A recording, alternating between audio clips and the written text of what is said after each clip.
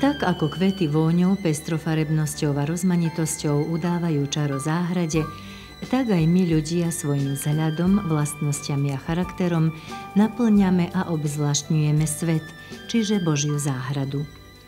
Motom z titulu vysielania sa riadili aj naši hostitelia, evanielické metodistické zbory z Pivnice a Kovačice, keď vo svojich záhradách privinuli ratolesti a spríjemnili im začiatok letných prázdnin.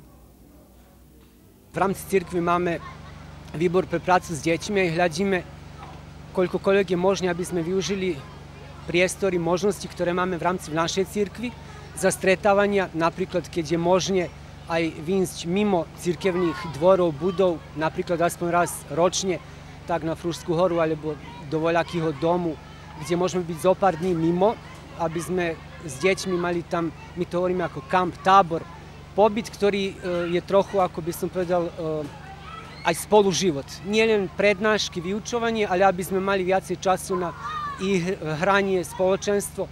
Každým rokom, teda 3. rok, už máme toto vozidlo a ľudí, ktorí prinášajú tieto kúsky pre deti alebo tieto hry pre deti a jedná sa o zoskupenie najmladších. Vlastne slávime prázdniny. Oslavujeme koniec školského roka, začiatok prázdnin a pre mnohé deti je to veľká radosť, pretože sa tak už hodne necestuje na prázdniny. Radujem sa z toho, lebo je to 3 roky, odkedy jestvuje celá táto akcia a my sme od začiatku pri tom, ako Srbsko. Prichádza to zdarma, je to príležitosť k tomu, aby sme sa deťom venovali a aby sme im aj trošku z toho svedectva, ktoré máme z biblického hľadiska niečo priblížili. Organizujeme pritom trošku zoskupenie v stane, kde sa v krátkosti podá nejaká smernica, usmernenie pre život, ako máme zlepšovať svoje vzťahy, čo robíme, čo nerobíme, čo sa má, čo sa nemá. A deti sem veľmi radi chodia. Sme za to veľmi vďační. Aj ďakujeme za službu volontérov, alebo vôbec aj za celú pomoc, ktorá nás ako Srbsko nič nestojí. Je to dar z Nemecka. Naša cirkev v Nemecku má misiu, ktorá vlastne medzi iným aj tieto hracie zariadenie, ktoré tu vidíte, sú to teda moderné hracie zariadenie, ako čo je napríklad nafukovací zámok a trampolína. A vlastne potom dobrovoľníci tieto hračky prevážajú po celej Európe. Vlastne tam, kde ich miestny zbor o to požiada, čiže si ich teda objedná, lebo vlastne má rozvinutú prácu s deťmi a potom teda chce takto poslúžiť tým deťom.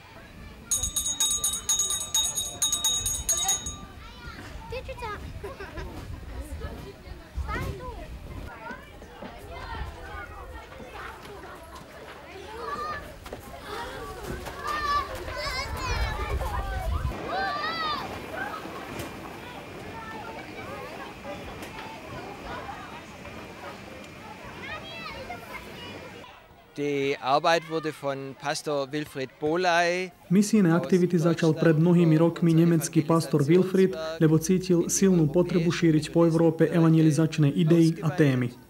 Pred 3 rokmi sme začali ponúkať takýto druh detských akcií, čiže hrací pobyt, a tým pádom sme potom aj sem zavítali. V Pivnici a vôbec v Srbsku som prvýkrát, takže prvé dojmy o vašej krajine sú pozitívne, deti sú prívetivé, chcú komunikovať a ja na to nie som zvyknutý. Do misijných aktivít zapojených je asi 30 aktivistov, prevažne penzistov. Cestujeme po celej Európe, od Švédska na severe po Bulharsko na juh. Máme mobilné stany, mobilné hračkárne a autobusy, s ktorými navštevujeme rôzne mesta a na námestiach organizujeme priliehavé programy. V Pivnici som už druhýkrát. Ľudia sú príjemní, deti veselé, komunikatívne a som veľmi rád, že sa môžem všade o Ježišovi rozprávať a to je podstatné. Tento projekt je otvorený pre všetky deti z Pivnice, čiže naše dvere sú otvorené pre všetky deti z Pivnice.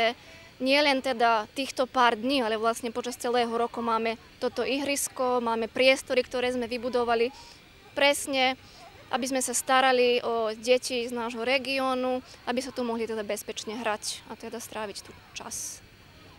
Okrem toho hraciu, ja predpokladám, že je tu aj nejaký edukačný zámer. Samozrejme, tak deti v prvom rade tu môžu sa teda hrať, skákať, pohybovať sa, mať aktivity, ale tiež môžu si niečo urobiť aj v našom kreatívnom centre, alebo teda je tu taká dielňa, kde z papiera môžu nejaké veci si vyrobiť, vystrihnúť a potom ich mať. Ale teda, aby to nebolo iba o hraní, o behaní, o zábave, tak tu ešte máme aj to duchovné posolstvo, čiže vlastne tieto poobedia sa končia modlitbou, piesňami, rozprávkou a tam vlastne im podáme tie biblické pravdy na taký spôsob, akým oni vlastne rozumejú. Čo sa ti tu páči? Najvyššie sa mi ľúbi ten kreatívny kútik, pretože sa tam všeličo robí. A tu v týchto hračkáreň? Aj tá guma veľká za troch. Mne sa veľmi ľúbi tento šátor. Aj tieto veľké tu gumy. A si sa naučila niečo tu? Som. Okrem toho, že si sa ihrala, hej? Pekne si sa pobavila. Naučila som sa, jak spraviť z papiera venček. A si bolo možno aj v lani tu? Som. Ako sa ti páči? Veľce. Veľce. Mne sa tu najviac páčila trambulína, lopta a zámek. A ste sa aj učili niečo? Nič. Nič. To znamená, že sa pekne hral, hej? No. A bol si možno aj v lani na tomto podujatí? Áno. A kedy ti bolo lepšie? Toho roku či v lani? V obidvoch rokov. A pekne je. Čo? Čo ti je pekne? Konkrétne. Že sa hráme, máme ručné práce, učíme veršíky. A čo si sa naučila? Z veršíkov. Povieš nám nejaký veršík? Proste dostanete, hľadajte a nájdete, klopte a bude vám otvorené. Izaiáš 7:7. Krásne. Tebe? Čo sa páčilo? Všetko. Čo najviac? Že sa deti nebijú, že sa všetci pekne hrajú. Si sa aj niečo naučil? Nie. Ty si sa len ihral, hej? No. Kde ti bolo najkrajšie? Bolo mi najkrajšie na trambolíne. Hrať futbal. Hej. A niečo sa aj naučíte tu? Áno. A čo? Šutať loptu do bránky aj sa triblovať. A dievča sa čo naučilo? Že netreba ništiť prírodu, aj že vyše nič. Nič. Od pondelku každý deň som tu. A páčia sa mi naše deti, preto som tu. Že sa mi páči robiť s deťma. Lebo aj ja mám 3 deti, aj 6 vyučeniec. Povedzme, aké sú deti, čiže o čo najviac sa zaujímajú? Všetky aktivity, čo god sa tu, o všetko sa zaujímajú. Aj dobre sa. Záujem je naozaj veľmi vysoký, veľký. Sú to teda deti rôznych kategórií vekových. A nielen deti, ale najmä počas týchto uplynulých dní prichádzali aj rodičia, teda mami, ockovia, starí rodičia, susedia. Naozaj mnoho teda ľudí sa zapojilo do tohto projektu a taktiež aj ľudia z nášho zboru, ktorým chcem samozrejme veľmi pekne poďakovať, že nás teda podporili, že sme toto spolu zvládli. Deti v kreatívnom centre boli usilovné. Čo ste im ponúkli, teda aké obsahy? Téma bola Kvety Božej záhrade, tak sme im potom ponúkli napríklad takýto širáčik. Tu si isto mohli dať na hlavu. Potom takéto venčeky, to môže do okna, lebo bolo kde už položiť. Aj takéto papučky, to si mohli dať klikere, cukríky, chemické, ceruzky, aj také. A dneska sme sa rozhodli, že budeme robiť takéto rúžičky, každému jednu. Aj potom ešte voľakému, kto nemá, aby si to spravil, aby to mali tak každý má len jednu. Môže na ruku, do vlasy, voľa kde už A povedzte mi, to oni všetko sami zhotovili? Sami robili, tu máme všetko, čo oni robili. Niekto si 2-3 papučky, niekto... Zaujímalo ich to, aj naozaj bolo ich tu dosť. O čo najväčší záujem prejavili? Myslím, že títo širáčky. Ale boli zaujímavé aj papučky. Máme tu baš naozaj tak pekne, myslím... Ani ja som si tak nesmyslela, lebo bola čo oni to baš naozaj kreatívno vylepeli aj. Viete vy možno spievať tú pieseň? Áno. Kto vy? Ja. Dobre, potom sa premyslím. Vím jednu pieseň, ktorú vy viete veľce dobre spívať. Daj pravú ruku pred, daj pravú ruku zad. Pred, zad a poriadne zatras. Tancuj šuby bugy a zatoč sa. S nami Pána chváľ. Daj ľavú ruku pred, daj ľavú ruku zad. Pred, zad a poriadne zatras. Tancuj šuby bugy a zatoč sa. S nami Pána chváľ. Obe ruky pred, daj obe ruky vzad. Pred, zad a poriadne zatras. Tancuj šuby bugy a zatoč sa. S nami Pána chváľ. Daj pravú nohu pred, daj pravú nohu vzad. Pred, zad a poriadne zatras. Tancuj šuby bugy a zatoč sa. S nami Pána chváľ. Tak tie reakcie sú v každom prípade pozitívne, veľmi pozitívne, pretože takéto niečo deti v pivnici si nemôžu dovoliť každý deň. Samozrejme, to je veľmi zaujímavé až atraktívne pre nich, pretože takéto niečo by mohli teda zakúsiť iba niekde v meste, ktoré je dosť vzdialené a taktiež by si za toto museli aj priplatiť. Takže tí rodičia sú naozaj spokojní s týmto. Už tu 2 roky chodíme, aj oni, aj tento starší už chodí do škôlky, ale rád si prichádza sem.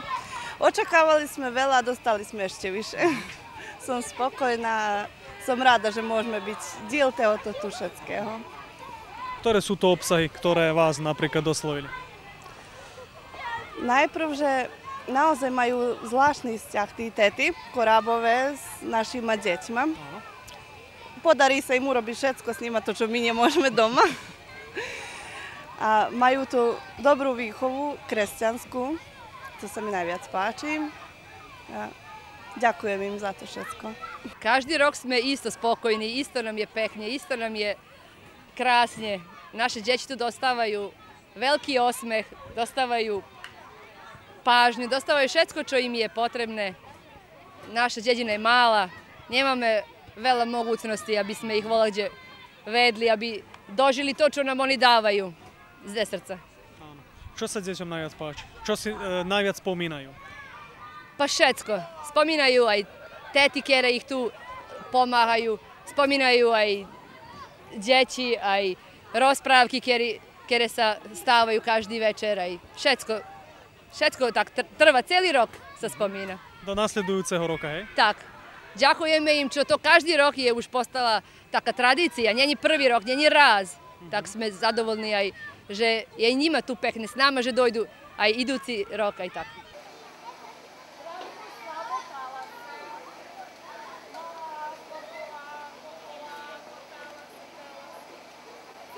Vďaka Bohu aj vďaka bratom z Nemecka, tak tu máme špil mobil, ktorý priniesli tieto hračky, šiator, kde môžeme sa zoskupiť a použiť tie hračky. Tak teda je to záležitosť, ktorá bola v zbore v pivnici v Kisači, teraz sme tu v Kovačici. Tie domáce zbory majú možnosť, napríklad ako už bol rozvrh aj minulé 2 týždne, 3-4 dní, aby použili pre svoje domáce lokálne potreby. A tu v Kovačici sme sa tohto roku rozhodli, že zavoláme aj celocirkevné zoskupenie. Tak máme tu predstaviteľov tak asi 7 hostých zborov, asi približne 60 detí, s nimi aj dospelí, ktorí prišli, aby vodili starosť o nich. Tak sme pousilovali sa dnes, aby sme urobili ako 4 punkty, 4 body, kde máme deti rozdelené na 4 skupiny, aby sme využili hračky, aby každé dieťa aspoň trochu sa hralo. Máme, ako ste videli na začiatku, motivačné piesne, aby sme trochu mali aj to spoločenstvo, zoznamovanie. Prvá časť nám je do obedu viacej usmernená na hru, aby sa vyskúmalo všetko, no plus máme aj dielňu pre ručné práce, aby sa niečo mohlo aj odniesť domov, porozprávať, čo sa tu zažilo, a poobedajšia časť nám je viacej potom v tej prvej časti vyučujúca. Znamená, bude jedna lekcia biblická, potom verš zo Svätého písma budeme sa učiť. Aj druhá časť, znamená poobedajšia, zase takto rozdelení do skupín, aby sa maximálne využili tieto hračky. Sú to nedeľné školy, máme ich aj zo slovenských, aj zo srbských zborov, takže dnes tu nie je veľa detí, ale pôvodne to malo byť len pre Banát, ale z Báčky deti, ktoré to zažili v Kisáči, tak neodolali a znovu sem prišli. Myslím, že je tu asi 70-80 detí. Ako často sa takto zoskupujete?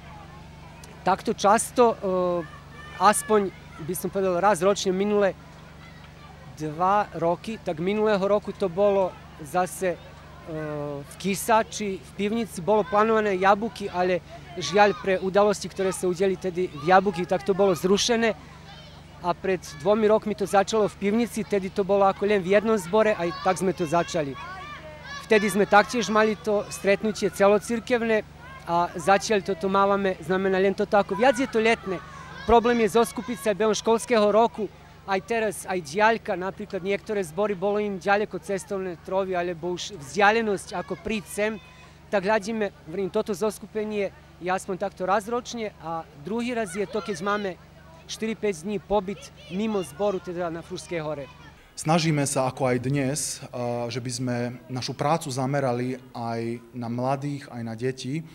Dnes tu máme takú zvláštnu príležitosť, že z rôznych našich zborov z Vojvodiny sa ku nám zhrnuli deti a máme tu naozaj veľmi veľkú radosť z toho, že môžeme mať veľký dvor, v ktorom sa môže aj tie rôzne hry sa nachádzať, že by to prinieslo radosť aj pre náš zbor, ale aj pre tieto deti, ktoré tuto prišli.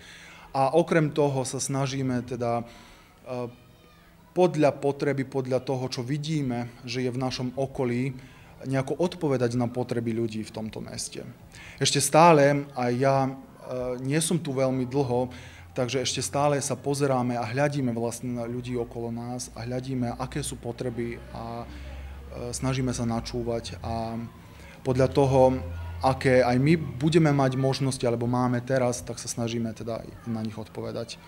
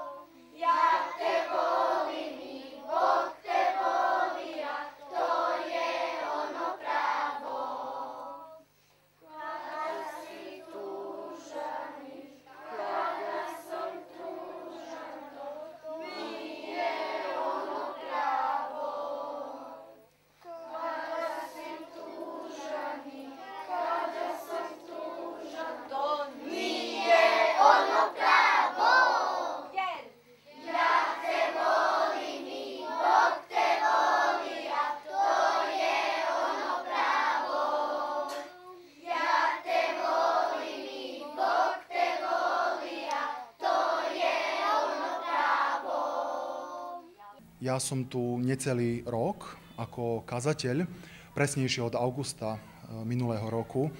A tesne predtým sa nám podarilo požičať prostriedky, ktorými sme mohli kúpiť tieto priestory. Dôvod bol hlavne kvôli tomu, že pri našich starých priestoroch nebola možnosť bývania pre kazateľa. A keďže bola potreba za tým, tak sme vyhliadli nejaký dom, nejaké priestory, ktoré by mohli splniť potreby aj pre zbor, pre rôzne aktivity, ale samozrejme aj pre bývanie kazateľa. V súčasnosti zbor má 33 dospelých členov a okrem toho máme ľudí, ktorí sa pravidelne zúčastňujú našich bohoslúžieb a aktivít. Takže spolu je tu asi také spoločenstvo od nejakých 50 ľudí, aj detí. A okrem pravidelných bohoslúžieb, ktoré máme teda v nedeľu a štvrtok, kedy máme biblickú hodinu, pravidelne máme aj s deťmi v sobotu, kedy vlastne máme detský klub, ktorý sme aj nazvali Mozaik. A nazvali sme ho preto, že sme videli, že každý z nás sme úplne iný a tak ako aj mozaik, keď rôzne kúsky dáme spolu jeden vedľa druhého, môže z toho vzniknúť krásny obraz. A veríme aj tomu, že naozaj my ako Božie deti sme stvorení na úplne jedinečný spôsob, ale keď sa dáme jeden vedľa druhého, z toho môže vzniknúť jeden krásny obraz. Hajdemo, deco sa, slavimo Boga, plesimo, skočimo i zapevajmo. Ustani! Hajde, hajde, slavi Isusa, plesimo, poklonimo Bogom i zapevajmo. Hajde, hajde, slavi Isusa, plesimo, poklonimo Bogom i zapevajmo. Kad si srećan? Jeste danas srećni? Da! Da li ovdje ima srećni? Da, ovdje neko srećan? Ja sam ljud. V bezstarostnej hre pri krásnych piesňach a previerke vlastných zručností rýchlo plynie čas. Aj nám a zvlášť deťom. S pocitom voľna a bez nátlaku záväzkov mali by sme sa častejšie rozhliadnuť vôkol seba, na prírodu a svet stvorený rovnako pre všetkých nás. Pre všetky kvety v Božej záhrade.